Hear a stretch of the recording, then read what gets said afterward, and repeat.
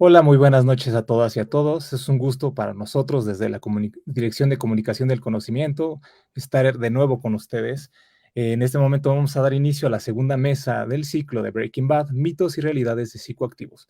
Como bien saben y como pudieron ver en la mesa anterior, pues estamos haciendo esta mesa para informar acerca de los mitos y realidades de los psicoactivos.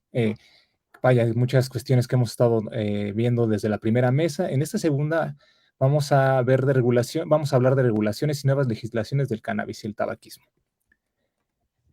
Antes de comenzar, no se le olviden que pueden ganar fabulosos premios por participar y por analizar, por ver estas mesas. En esta ocasión pueden ganar una cámara instantánea o un micrófono USB para grabación y streaming. Esta es una gran oportunidad si quieren iniciarse en el podcast o si quieren tomarse algunas Instax con sus amigos o amigas. Ahora, procedo a explicarles un poquito las reglas para poder ganarse alguno de estos premios.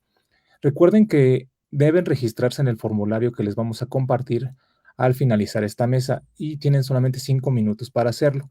Este registro lo van a hacer por medio de ese formulario de Google Forms y también van a contestar la pregunta para la rifa del premio. Esta es una pregunta de opción múltiple y también otro requisito es que deben de asistir y registrarse al 75% del ciclo para obtener la constancia. Es decir, deben de asistir aunque sea a 3 de las 4 mesas que estamos realizando.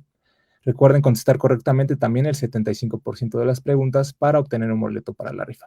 Finalmente, el último requisito es que sigan nuestras redes sociales de Conocimiento UAM. Pues una nota muy importante que deben tener en cuenta es que el premio, en caso de ganar, se va a recoger en Rectoría General de la UAM. A continuación, procedo a presentarles al moderador de la mesa del día de hoy, quien es el doctor Edgar Guerra Blanco. Él es doctor en Sociología de la Universidad de Bielefeld. Es investigador académico en el área de acción colectiva, movimientos sociales y violencia política. A su vez, ha estudiado los procesos de politización, radicalización e institucionalización política de organizaciones populares en la Ciudad de México. Ha sido becario de investigación en el Centro de Estudios Sociológicos del Colmex y en la School of Geography, Politics and Sociology de la Universidad de Newcastle. Muy buenas noches, doctor Edgar Guerra. Es un honor tenerlo con nosotros.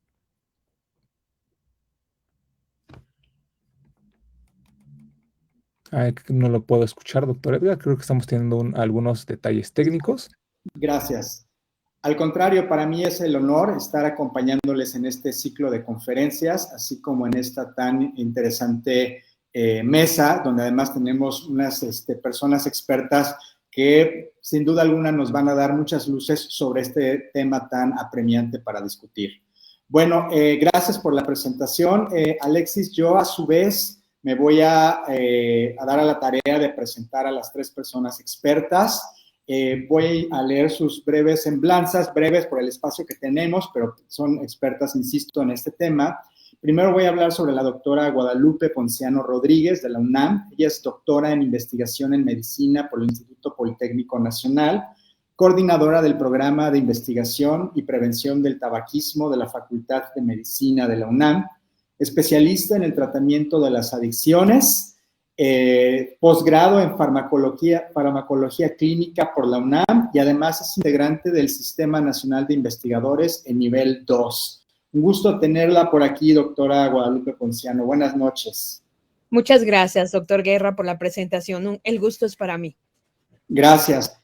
También tenemos a la doctora Norma Angélica Nogués Méndez. Ella es de la UAM Xochimilco. Es doctora en Ingeniería Química por la UNAM, investigadora del Departamento de Sistemas Biológicos por la UAM Xochimilco. Participa además en el proyecto COPELA desde 2018. Es jefa del área de investigación de tecnología farmacéutica y miembro numerario del Comité de Preparados Farmacéuticos de la Farmacopea.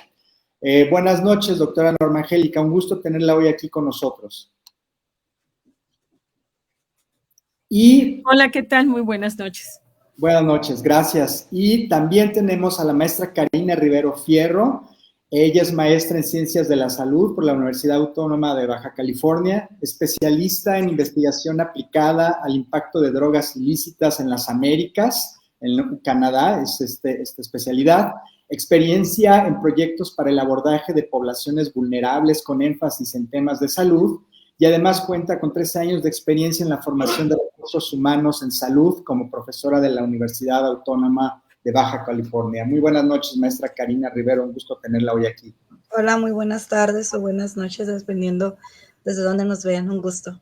Un gusto. Y bueno, sin más, yo voy a iniciar la presentación. Tengo un breve tiempo para hablarle a nuestra audiencia sobre este tema en términos muy generales. Y bueno, yo quisiera empezar evidentemente felicitando a la Universidad Autónoma Metropolitana, además es mi casa máter, yo estudié en la Unidad Azcapotzalco, por este ciclo de conferencias Breaking Bad, mitos y realidades de psicoactivos, que justamente pone sobre la mesa un tema muy apremiante en nuestra sociedad actual, que es el de lo que comúnmente conocemos como las drogas o los psicoactivos.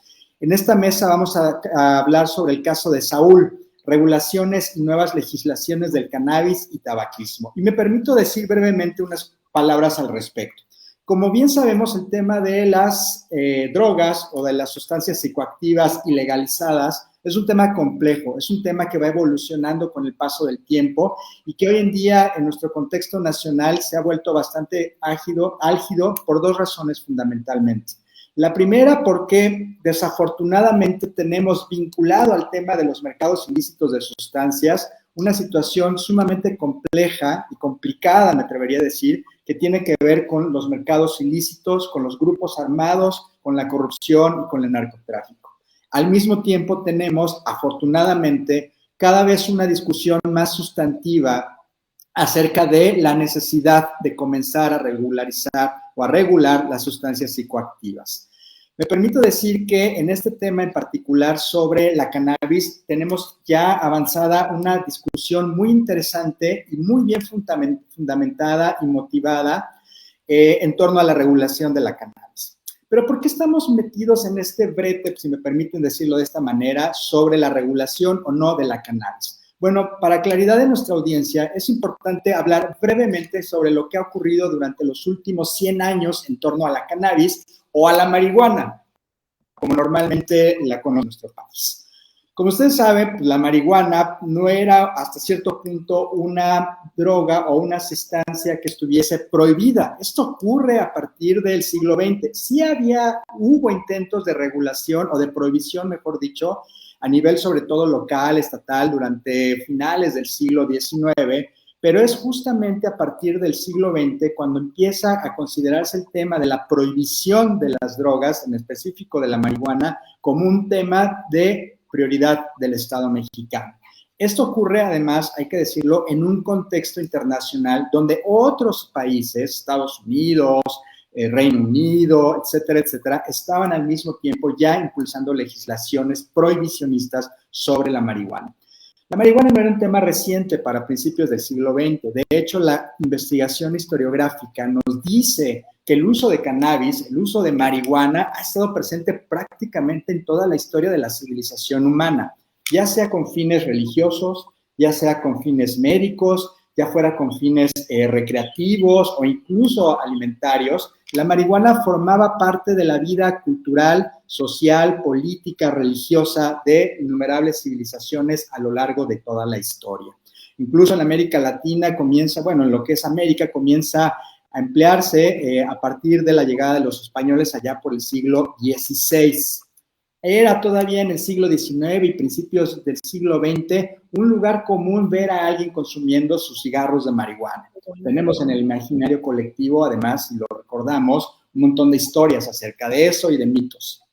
Sin embargo, como decía, la prohibición comienza a aparecer a finales del siglo XIX y fundamentalmente a principios del siglo XX.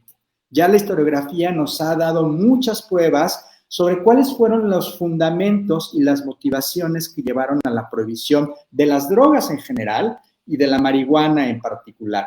Pero ninguna de ellas, me atrevería a decir, tuvo que ver con temas de salud pública. Mucha de la prohibición, si no es que toda la prohibición de sustancias ilegales, entre ellas la marihuana, se debió a razones fuera de la salud pública, que no tenían nada que ver con la salud pública, como por ejemplo razones económicas, razones políticas, incluso razones religiosas y de moral pública. Esos fueron fundamentalmente los motivos que llevaron a los distintos gobiernos a impulsar la prohibición. Lo cierto es que la prohibición se hizo una realidad en nuestro país a partir de 1917, 1920, 1930. De hecho, en las discusiones del Congreso Constituyente, a finales de 1916 y principios de 1917, si me permiten hacer una breve cita, se argumentó el motivo de la degeneración de la raza mexicana como uno de los argumentos para prohibir la marihuana junto con otras sustancias. Finalmente, como decía, la prohibición de la marihuana llegó junto con otras drogas, así como su persecución por parte del Estado mexicano. Esto creó dos graves problemas y voy a hacer un brevísimo paréntesis. Primero, creó todos los incentivos para producir en nuestro país un mercado ilícito, no solamente de marihuana, sino de otras sustancias. Un mercado ilícito, además, que fue luego o prontamente copado por grupos armados y por la complicidad y la connivencia del Estado mexicano. Y por otro lado, creó efectos perniciosos para los usuarios de sustancias, particularmente para los usuarios de la cannabis, como fue la estigmatización y la criminalización. A partir de finales del siglo XX, principios del siglo XXI, hemos visto en nuestro país un movimiento que cada vez más ha tomado un impulso y una fuerza inusitada que tiene que ver con precisamente la búsqueda de la regulación de la cannabis. Es decir, volver a un estadio, no sé si anterior, pero sí a un estadio donde la prohibición, la persecución no fuesen ya pensables.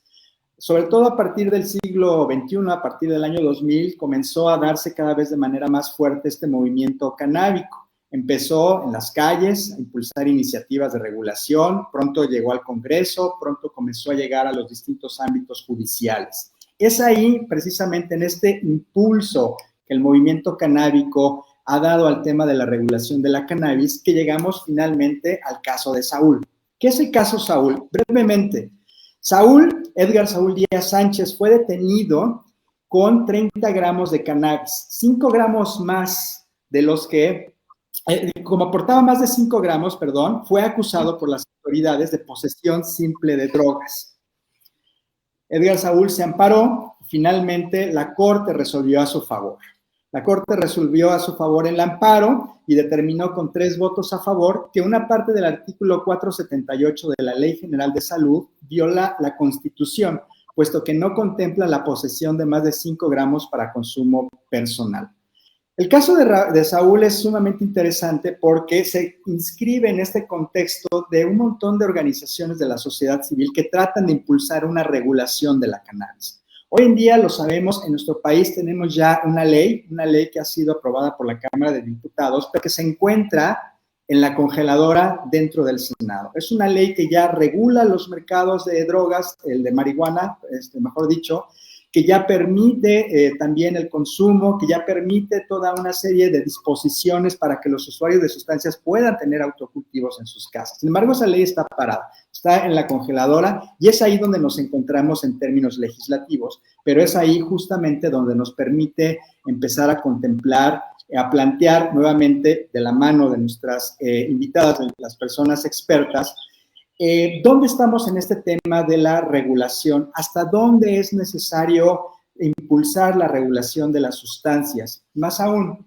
si me permiten, ya con esto termino mi intervención y cedo la palabra a la primera de nuestras invitadas. con la primera pregunta general. ¿Cuál es su opinión sobre la necesidad de regulaciones más estrictas en la industria del cannabis y el tabaquismo? ¿Y cómo creen que estas regulaciones pueden impactar positivamente en la salud pública? Termino mi intervención y una vez leída esta primera pregunta general, le cedo el poder de la palabra a la doctora Guadalupe Ponciano Rodríguez. Claro que sí, pues antes que nada, muchas gracias. Muy buenas noches a todas las personas que nos están viendo y agradezco la invitación de la UAM a esta mesa de discusión. Bueno, en efecto, yo creo que ha surgido la necesidad de la regulación. Voy a hablar un poquito, ya que usted, doctor Guerra, introdujo muy bien el caso de la marihuana. Voy a hablar un poquito de tabaco. Tabaco actualmente es una droga, la nicotina es una droga legal. Su historia es diferente a la de la marihuana. Sin embargo, el tabaco surge siendo un alcaloide de la planta que se origina en América, en el continente americano, a diferencia de la cannabis, ¿no? Que se origina en la parte de Asia. Lo que ocurre con el tabaco es que actualmente, a partir del 15 de enero, por fin, después de 13 años, la Ley General del Control del Tabaco sufre una serie de adecuaciones y modificaciones y el nuevo reglamento de la Ley General de Control del Tabaco ahora contempla diferentes situaciones. En primer lugar, no solamente se habla ya de tabaco, el cigarrillo de tabaco tradicional, sino se empieza a hablar de nuevos productos de tabaco. Es decir, la industria tabacalera nos está invadiendo con nuevos productos como son los cigarrillos electrónicos, los vapeadores, los cigarrillos de tabaco calentado y evidentemente la regulación tiene que abrirse a estos nuevos productos.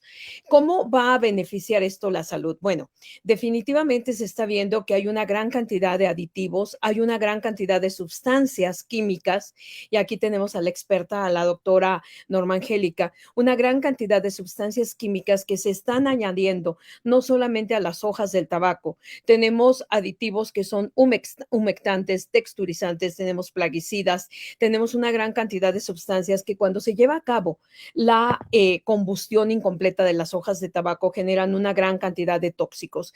Fíjense nada más, se calcula que en el humo de tabaco hay alrededor de 7,000 sustancias químicas, de las cuales 250 son altamente tóxicas para el ser humano y 60 son carcinógenos. Ahora, también tenemos que aprovecho para hablar también de la cannabis. La cannabis que conocíamos en los años 60 tenía aproximadamente 1.5 de contenido de delta 9 tetrahidrocannabinol y ahora tenemos alrededor de un contenido del 20%. Es decir, han cambiado el tabaco que teníamos originalmente, la cannabis que teníamos originalmente, han sido altamente modificados y se les han añadido una gran cantidad de aditivos que generan una gran toxicidad para el ser humano. Entonces, evidentemente, se tienen que regular estas sustancias.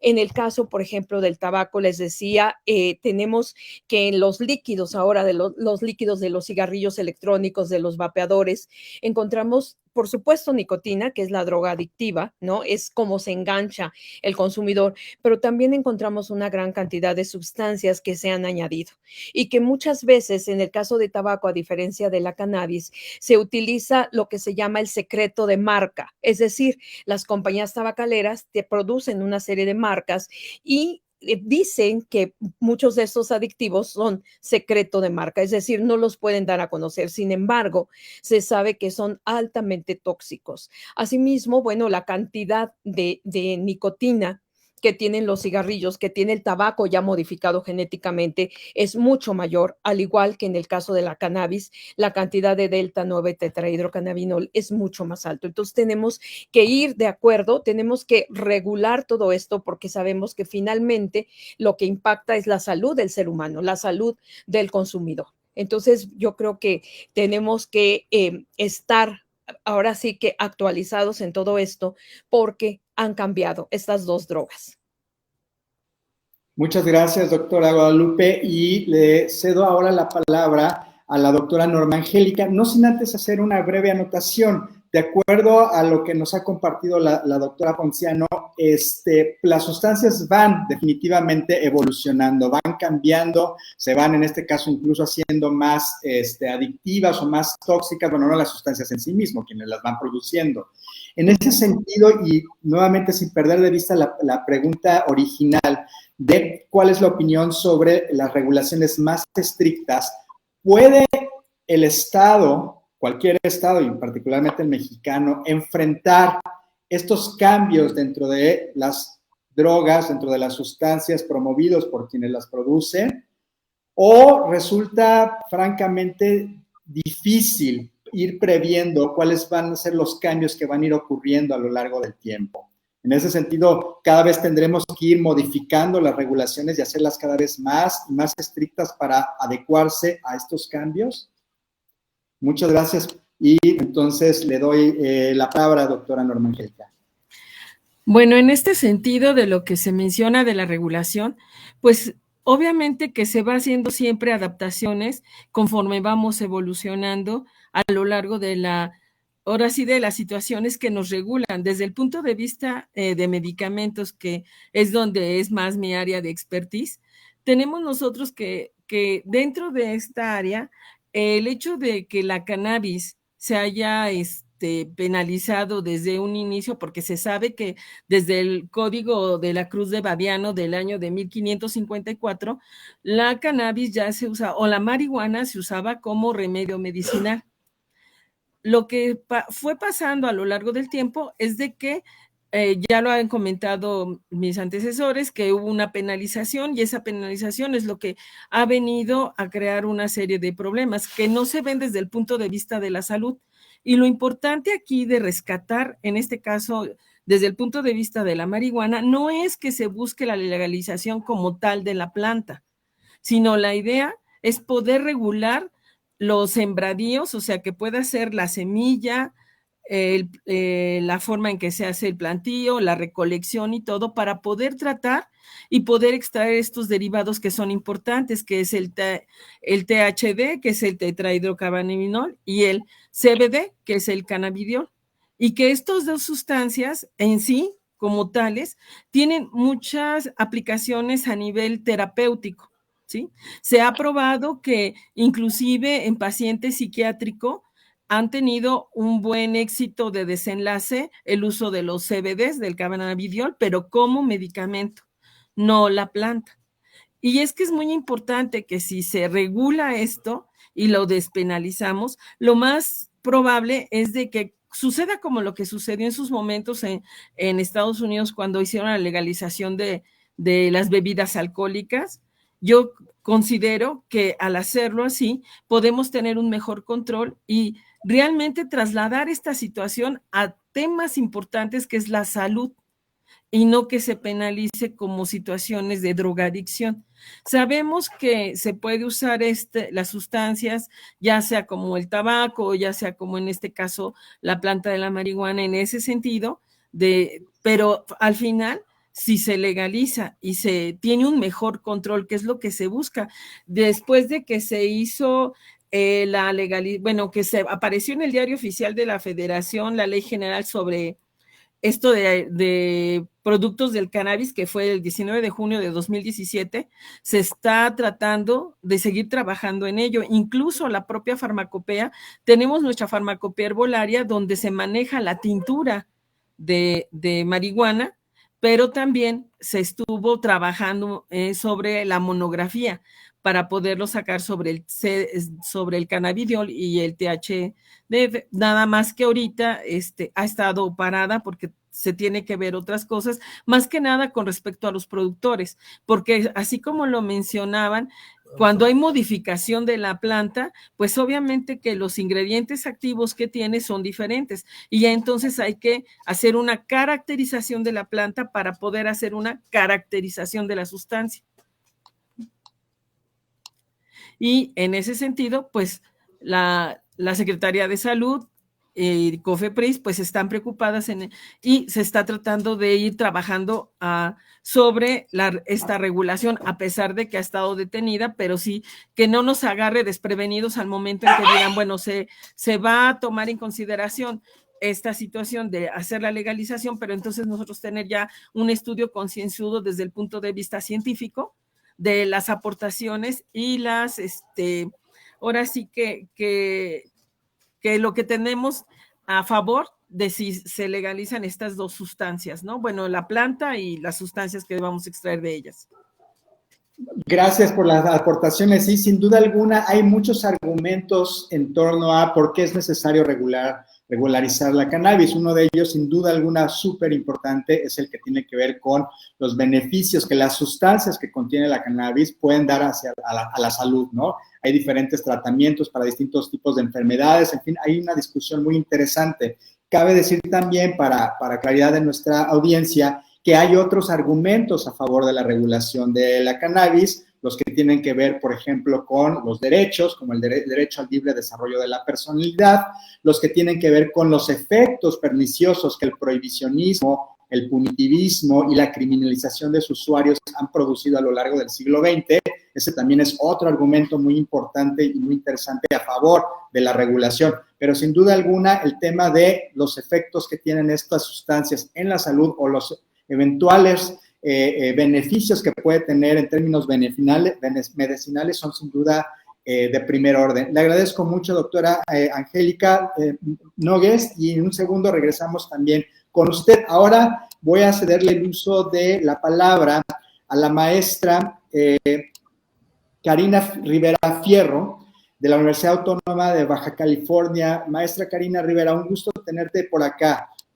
Muchas gracias. Bueno, siempre que me preguntan mi opinión, trato de clarificar antes que nada desde dónde emitimos la postura, ¿no? Y es desde mi formación de base, que es enfermería, y las intervenciones que realizo, que es con la especialización en reducción de daños, y bueno, recientemente con el doctorado en salud pública. Y desde ahí les comento que me parece interesante, primeramente, y voy a estar incorporando lo que Joan nos está dejando por ahí también en el chat, diferenciar lo que comentabas del caso Saúl, ¿no? Entre la despenalización y la legalización, que generalmente si no clarificamos eso, suceden este tipo de cuestiones que tienen que ver con gramaje. Hay que recordar, y para quienes no lo sepan, busquen siempre en la Ley General de Salud, pues tenemos muchísimos años con despenalización, eso es una cosa. Y lo que se buscaba regular con el anteproyecto de ley que ya mencionó el doctor Edgar, es precisamente que podamos tener la parte de legalización, ¿no? Pero ahí también se incorporaba que el gramaje que uno podría poseer y considerarse de uso personal era hasta 30 gramos. Entonces, siempre hay que tener esa claridad en las discusiones, porque desde ahí es donde se pudo amparar esta persona y obviamente obtener algo a favor. Y lo otro que me parece importante, porque no me quiero perder en el tiempo, es lo que comentaban. En lo particular, los modelos actuales, como el de reducción de daños o mitigación de riesgos, que también le llaman aquí en México, pues van o se contraponen con lo prohibicionista. Creo que ya hay mucha evidencia histórica desde las ciencias sociales, humanas y desde salud, cómo los modelos prohibicionistas no funcionan o no han mostrado resultados. Y ahí es importante transitar hacia los cambios en política pública. Como comentan ya la audiencia, hay mucha evidencia también desde otros países que, si bien a veces decimos, bueno, son países ya en desarrollo, como Canadá o Estados Unidos, por ejemplo, en mi caso, que vivo en frontera y tenemos muchos años ya conviviendo con esta situación del cambio en California, donde se legalizó para uso recreativo, medicinal y demás el consumo de marihuana, y hay N cantidad de productos que se pueden adquirir, y que se está estudiando si eso realmente impacta o no en términos de salud pública, ¿no? Que es lo que estamos aquí discutiendo.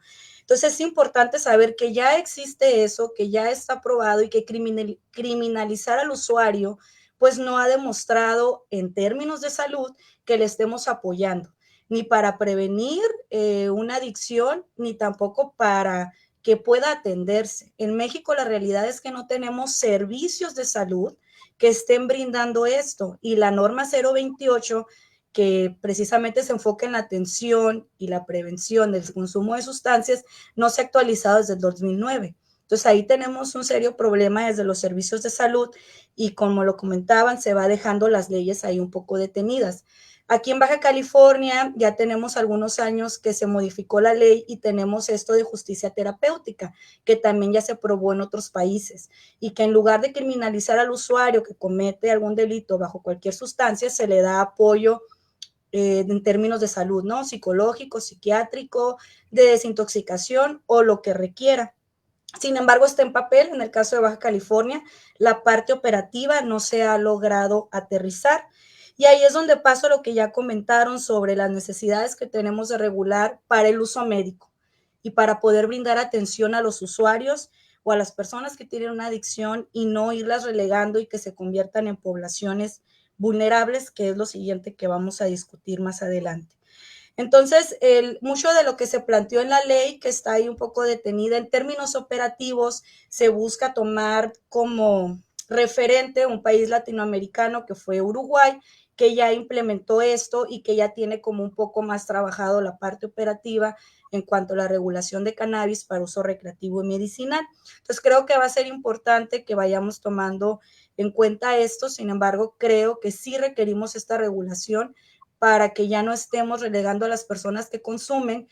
Y la parte de narcomenudeo y de todo lo que es reducir la oferta, pues ya compete a otro tipo de discusión que no se centra al menos en mi especialidad, que es la parte de salud, ¿no?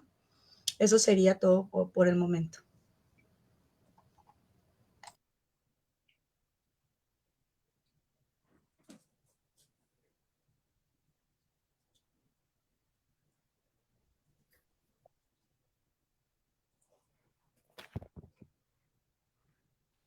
Ya estoy aquí, una disculpa, se fue un poco mi señal. Ya sí me están escuchando, ¿verdad? Sí, muchas gracias, doctora Karina Rivera. A mí me parece súper importante el tema que acabas de poner sobre la mesa, que tiene que ver, que he un poco trabajado y conozco de cerca, que es el de la reducción de daño. Sobre todo en el norte del país, no son las instituciones públicas, son organizaciones de la sociedad civil que están impulsando todas estas nuevas ideas de reducción de daños, de mitigación de riesgos, de justicia terapéutica, y además me parece también impulsando algo muy importante que es necesario tener siempre presente en el tema de las drogas en general, que es el cambio de lenguajes. El cambio de lenguajes como la primera herramienta para empezar a dejar de estigmatizar y criminalizar a los usuarios de sustancias y empezar a ver a usuarios, a personas con derechos. Te agradezco mucho la intervención. Y bueno, ahora voy a pasar a las preguntas específicas.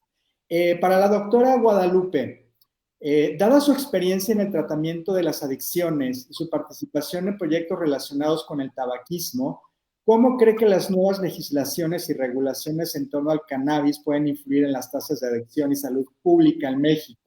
¿Cómo podría aprovecharse la experiencia acumulada en el tratamiento de la adicción al tabaco para desarrollar políticas y programas efectivos en el contexto de la regulación del cannabis? Bueno, definitivamente la historia que tenemos con tabaco nos da una gran experiencia porque decía en mi anterior participación, estamos hablando de una droga legal que empieza siendo legal comparativamente con la cannabis, ¿no? Que ya usted mencionó cómo fue de alguna manera, pues viéndose que no podía.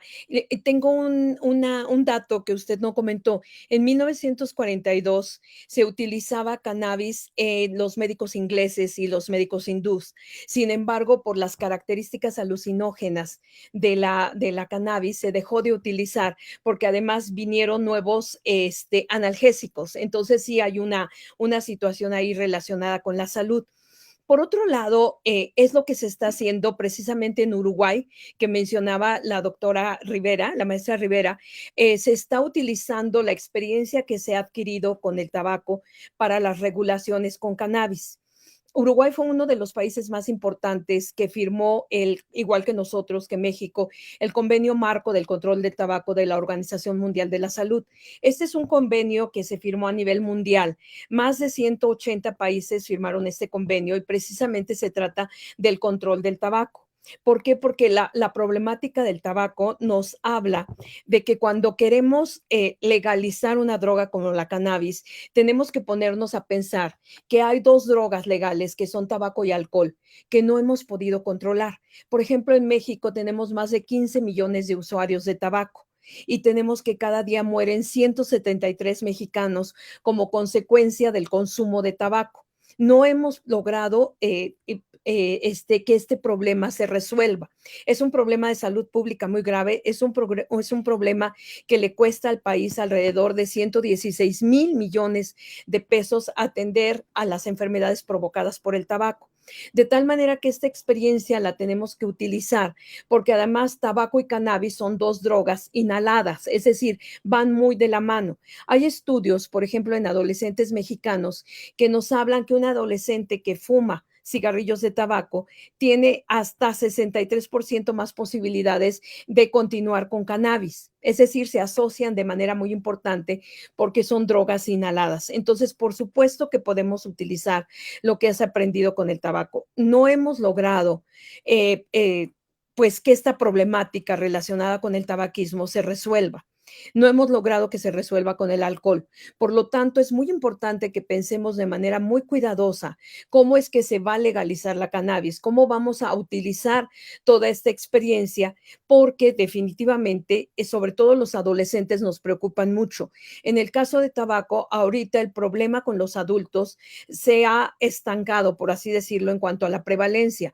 El problema que se tiene son con los jóvenes, son con los adolescentes, en donde se está viendo que el aumento de la prevalencia se debe a ellos.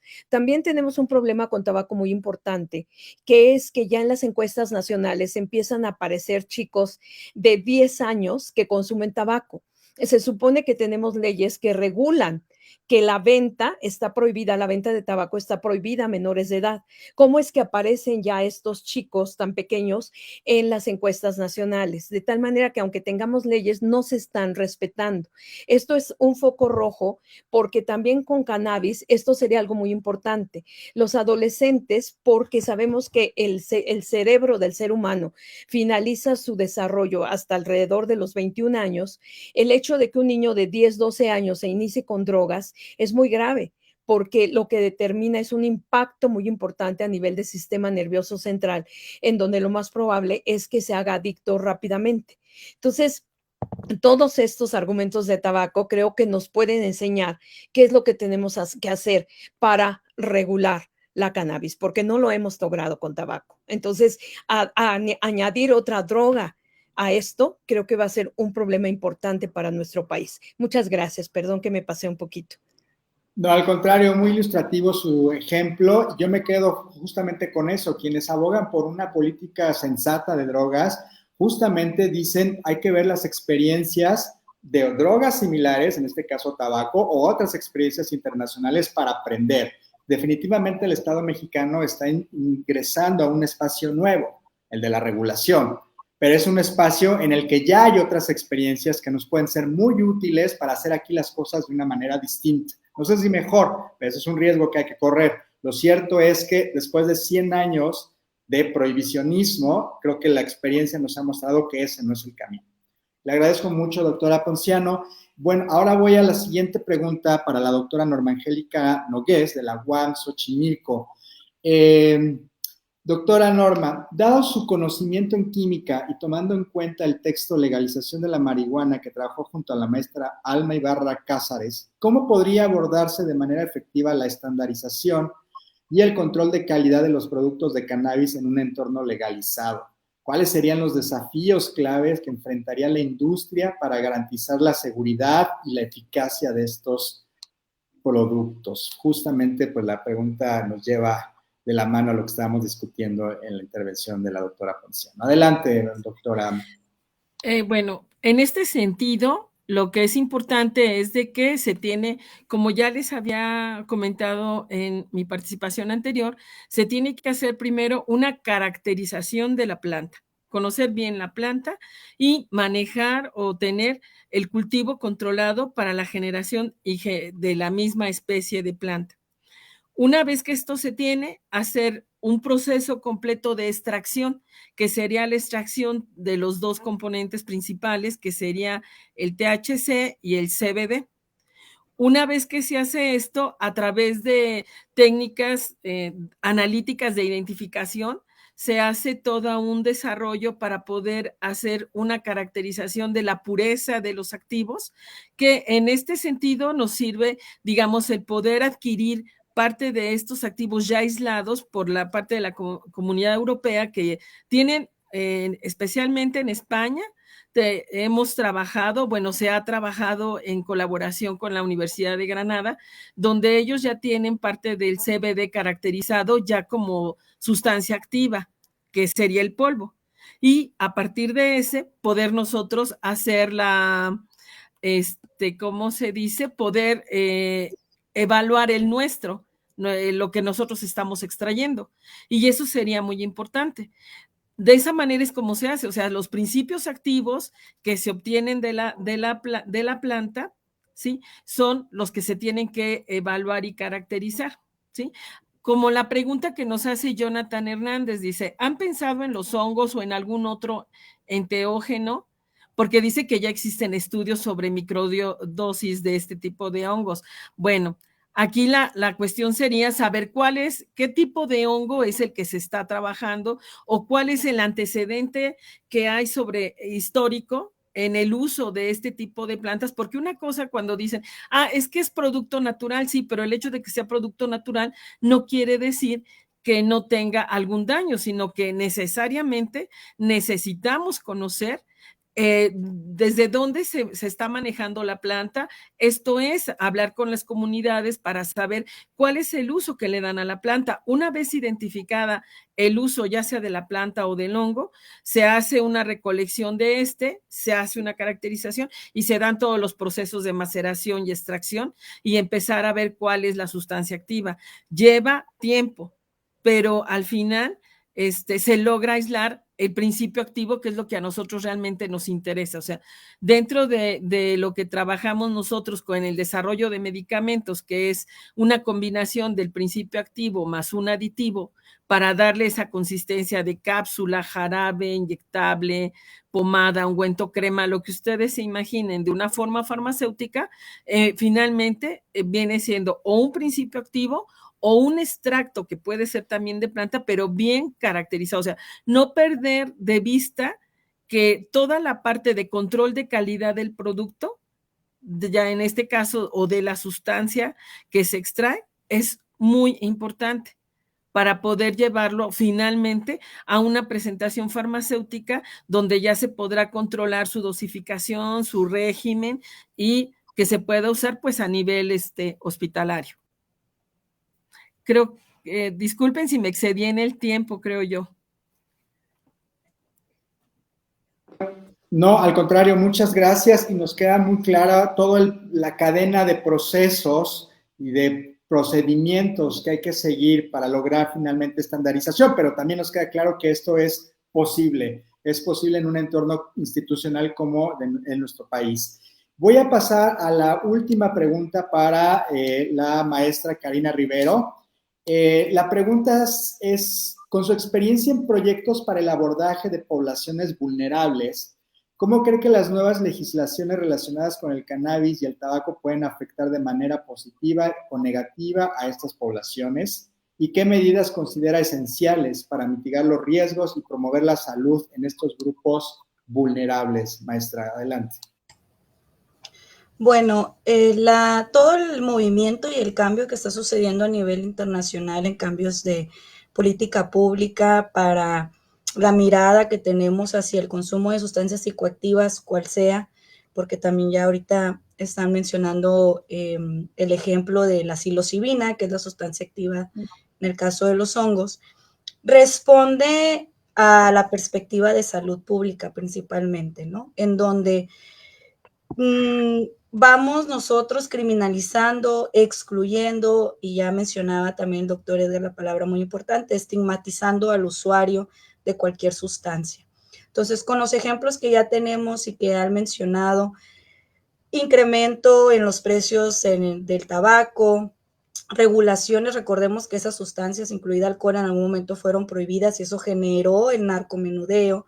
Entonces, ya traemos todo este componente histórico con el que se dio apertura, que nos dice, prohibir una sustancia no nos va a resolver la situación de fondo, y desde la salud pública lo que estudiamos y lo que está demostrado es factores de riesgo, factores protectores para el consumo, si hablamos desde la infancia y adolescencia, y actualmente modelos que enmarcan muy bien como determinantes sociales de la salud. Entonces, los países que han logrado este avance es porque su inversión en gasto en salud se incrementa, su inversión en educación, en actividades de ocio recreativas para los jóvenes y asegurarles el acceso, obviamente, a educación y a servicios de salud, cosa que en nuestro país no hemos logrado transitar a ello. Entonces, ahí está el ejemplo, tabaco, los últimos 10, 15 años con los cambios en las normas oficiales mexicanas y en política pública, ha ido bajando levemente su consumo, ¿ok? Porque cuestan más, porque lo que tenemos por edad, porque los espacios libres de humo de tabaco, porque se va excluyendo, digamos, a los fumadores, porque ya demostramos que también quienes somos fumadores pasivos vamos a tener afectaciones en salud. Entonces, eso es realmente lo que está funcionando y es lo que están haciendo otros países. Por ello ya están incluso avanzando, por ejemplo, aquí en Arizona, en Texas, en California. Pueden investigar por ahí para los que tienen dudas en el chat, la Fundación MAPS, maps.org, que es quien tiene mayor avance en el uso de MDMA, que comúnmente lo conocemos como éxtasis, psilocibina, en microdosis con acompañamiento psiquiátrico y psicológico para tratar trastornos como depresión, ansiedad y estrés postraumático. Ahora, es uso medicinal, es controlado, es regulación, pero al mismo tiempo es que los gobiernos que tengan este enfoque de reducir la demanda. ¿Quién está demandando eso? Entonces, en mi caso, aquí en la frontera trabajo con usuarios de drogas inyectables, con población migrante. Hemos ingresado al Cerezo de aquí. Y es increíble cómo no tienen servicios de salud realmente. No hay una promoción, no hay una prevención, no hay atención. Ellos no van a ir a los servicios de salud porque el mismo personal de salud los estigmatiza y los discrimina. Entonces, eso es lo que estamos documentando aquí en la frontera. COLEF también lo está haciendo muy bien, de documentar todo eso. Y tenemos que, yo creo que sí, ver no solo la reducción de riesgos, pero qué servicios de salud les estamos ofreciendo en atención psiquiátrica y en atención de desintoxicación y de tratamiento para poder dejar el consumo de cualquier sustancia. Eso a la par de qué estoy atendiendo de los factores de riesgo en mis jóvenes, que está relacionado con determinantes sociales de la salud. O sea, si no les aseguramos educación, espacios recreativos, si en las familias siguen viviendo violencia, pues van a seguir buscando cualquier sustancia, no importa cuál estemos discutiendo, y la van a consumir a temprana edad. O sea, hay que ver lo que ya está probado, siento yo, y que los profesionales de la salud, no solo las ciencias sociales humanas, empecemos a estudiar esto y pugnemos por proyectos que vengan desde los servicios de salud, no desde las organizaciones de la sociedad civil nada más. Muchas gracias, maestra Karina. Yo quisiera brevemente pedirles a nuestras tres expertas un breve mensaje de conclusión, dado que ya nos estamos acercando al final de este interesantísimo panel. Pero me gustaría compartirles una reflexión que me hacía un colega mío. Él hablaba de que finalmente nosotros, la sociedad, las personas, tenemos que comenzar, después de 100 años de prohibicionismo, a repensar nuestra manera de vincularnos con las sustancias, a cambiar el paradigma. Y yo quisiera pedirles una reflexión sobre eso desde sus propios nichos de expertise y de trabajo en el tema de sustancias.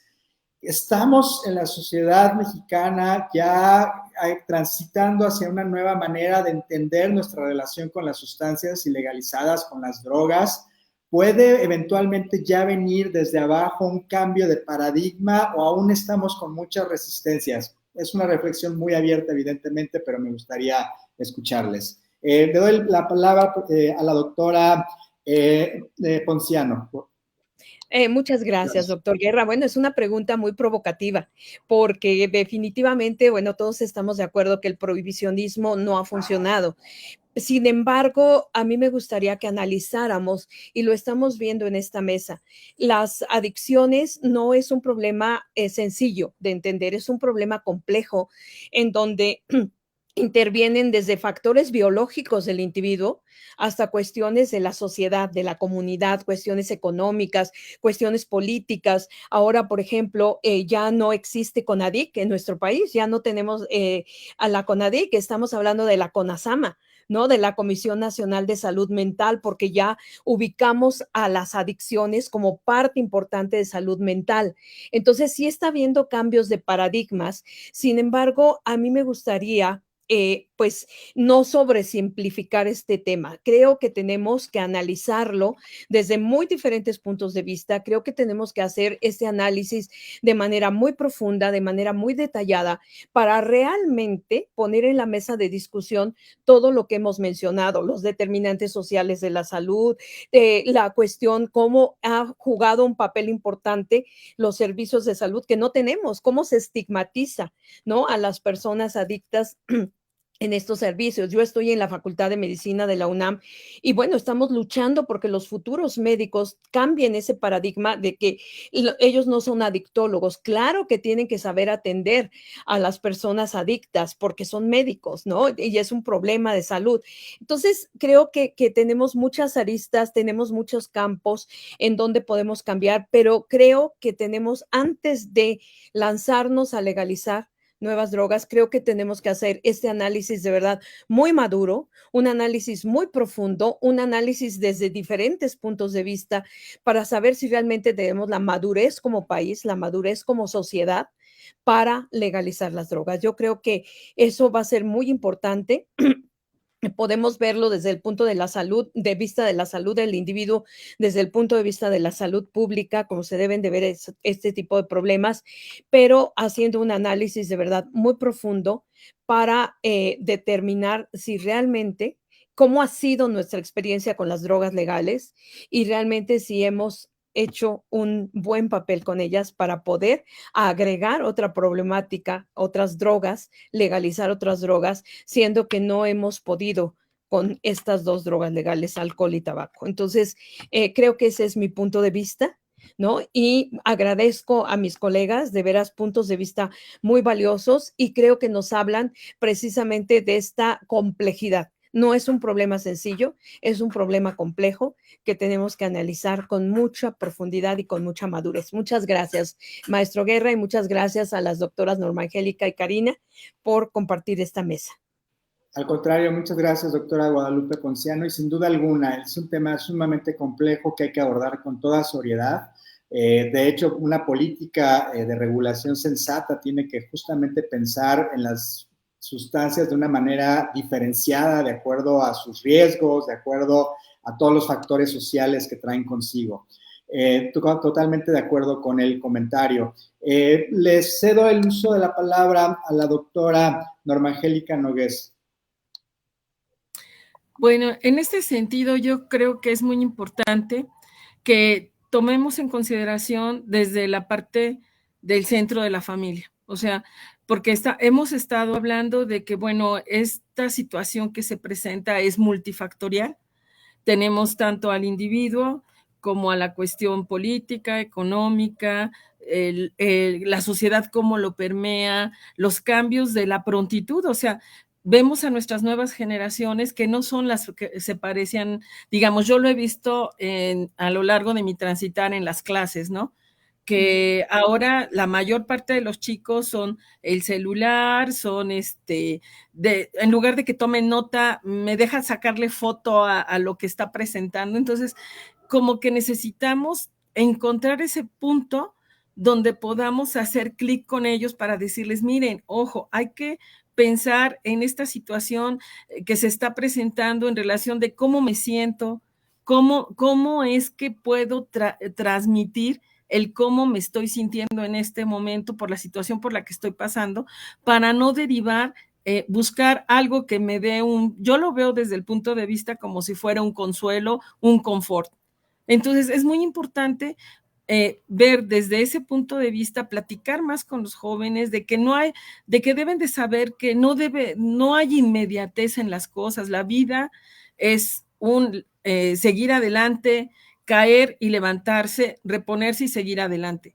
Pero no es ya si no me funcionó el plan A, ya todo se perdió, sino aprender a que puede haber un plan A, un plan B, un plan C, y que debemos nosotros ahora sí que desde nuestras trincheras, hacer un acto de conciencia con ellos. Yo siempre pienso en cuestiones de a lo mejor tratar de permear un poco más con ellos desde de la parte familiar, que es donde yo he visto más, digamos, desde mi punto de vista como coordinadora de la carrera de QFB, lo que veo a veces con los chicos, y que a veces cuesta un poco de trabajo, pero necesita uno darle otras opciones. Mira, hay otras opciones que puedes seguir adelante.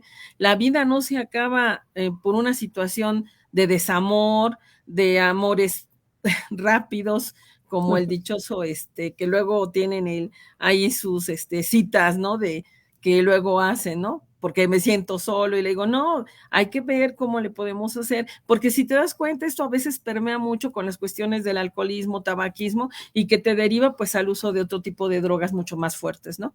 Entonces aquí es una situación que es tanto desde el punto de vista de la inteligencia emocional que debemos de manejar, que es muy importante, y que debemos como involucrarnos, o sea, no solamente, es como luego les digo a los chicos, yo no quiero que me digan, te oigo, luego quiero que me escuchen, porque si me oyen es como si escucharas a lo lejos el run run del carro, que alguien habla, pero no te estoy entendiendo. En cambio, si te escucho, estoy ahora sí que tomando atención en lo que me estás diciendo, para después de ahí poder hacer un cambio, que es lo que yo considero que sería muy importante, ¿sí?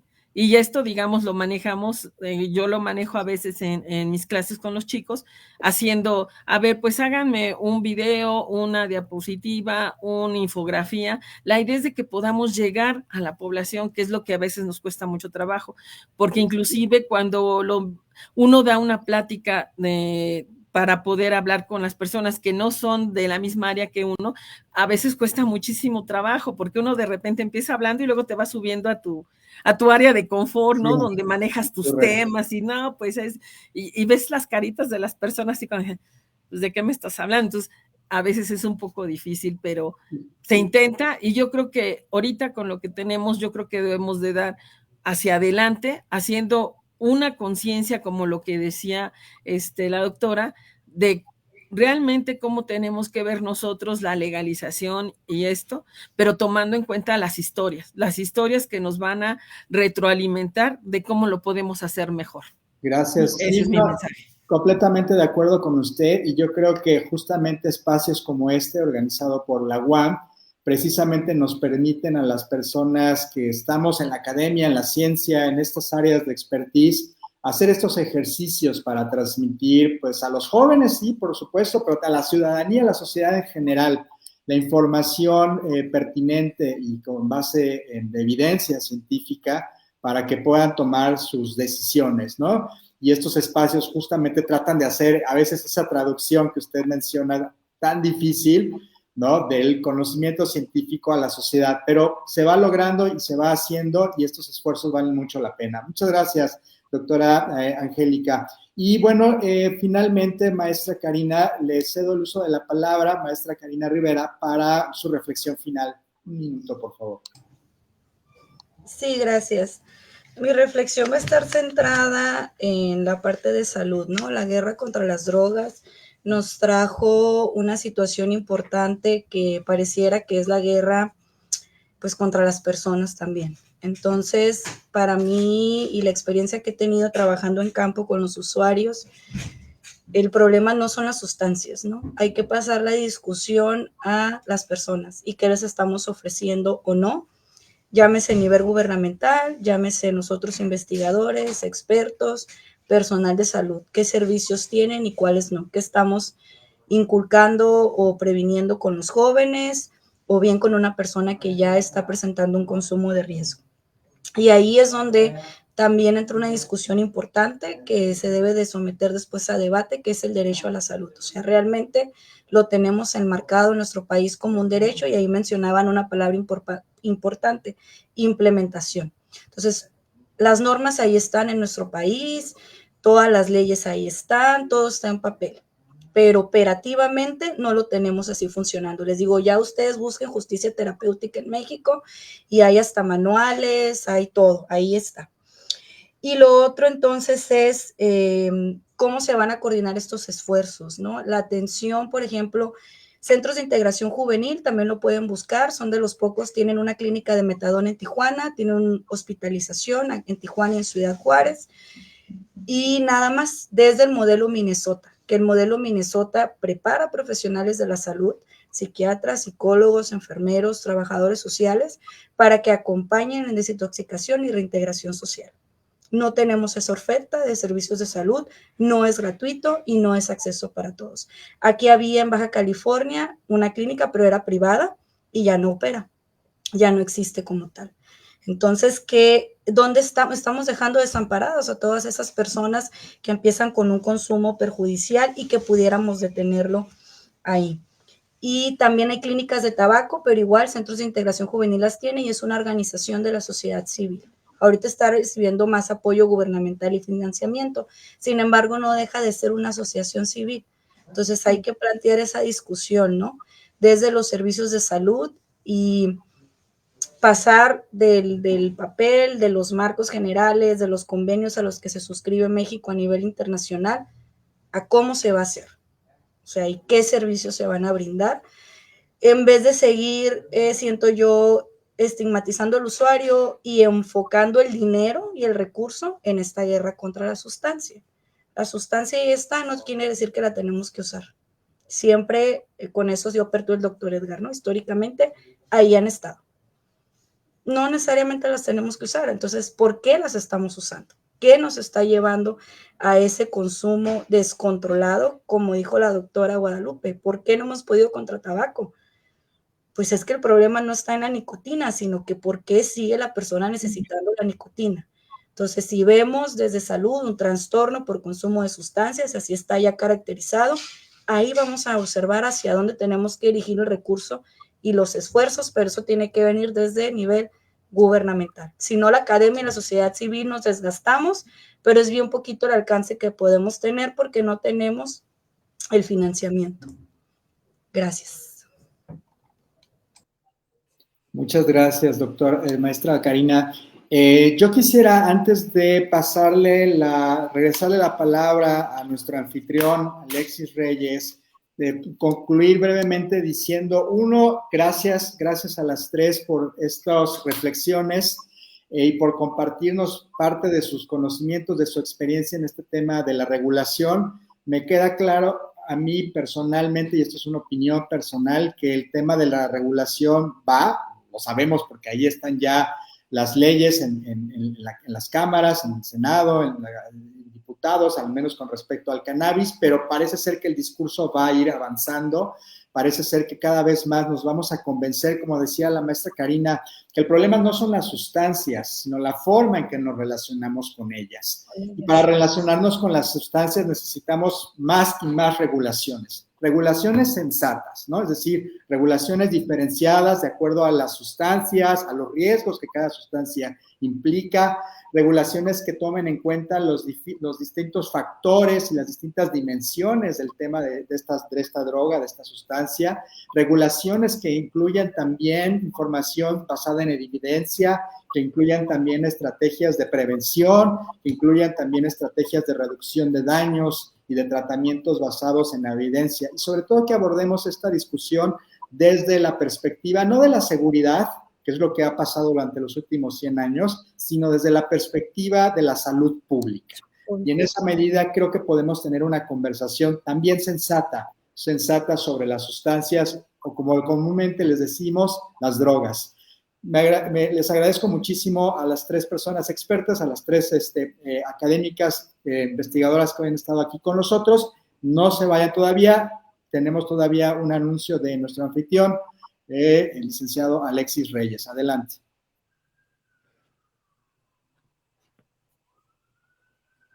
Edgar Guerra. Yo les agradezco muchísimo, de entrada a usted, Edgar, por aceptar moderar. Doctora Guadalupe, doctora Norma y maestra Karina, les agradecemos muchísimo. Y pues antes de despedirnos, les voy a dar prácticamente unos anuncios muy breves de la Dirección de Comunicación del Conocimiento de la Universidad Autónoma Metropolitana. A toda nuestra audiencia, queremos invitarles a que escuchen el próximo viernes nuestro programa de Ciencia Abierta al Tiempo, en el cual estaremos, bueno, a lo largo de esta temporada estaremos hablando del cerebro y todas sus funcionalidades. En este capítulo estaremos hablando de las emociones y el título del capítulo es El amor, corazón o cerebro. Y lo pueden escuchar directamente en UAM Radio 94.1 FM a las 10 de la mañana. También les recordamos que ya estamos en la etapa de semifinal de nuestro concurso de Mi Tesis en 3 minutos. El próximo 4 de octubre se llevará a cabo la semifinal de la eliminatoria CNI y CBI. De igual manera, el 9 de octubre se llevará a cabo la eliminatoria de CBS y finalmente el 11 de octubre se llevará a cabo la eliminatoria de CSH y CIAD. De igual manera, les recordamos que en esta ocasión estamos haciendo eliminatorias en inglés y esas van a ser el 16 de octubre. Las finales, más bien, sí, las finales serían el 26 y 27 de octubre, que son jueves y viernes respectivamente. Próximamente estaremos dando anuncios más específicos respecto a este evento. Finalmente les recordamos que todavía continúan estas mesas. El próximo martes tendremos esta que está titulada Los viajes de Pinkman, apropiación de rituales y tradiciones alrededor de los psicoactivos. Vamos a tener también gente de la UNAM, de la UAM, entonces va a estar súper interesante y pues les invitamos a que estén. También vamos a tener una mesa después referente a la representación de las drogas y el crimen en la cultura popular. Pues finalmente les agradecemos bastante a todas y a todos por sintonizar esta mesa. Les deseamos que tengan una buena noche y hasta la próxima. Gracias. Gracias, hasta luego. Gracias a todos. Bye. Pues, Buenas Muchas noches. gracias.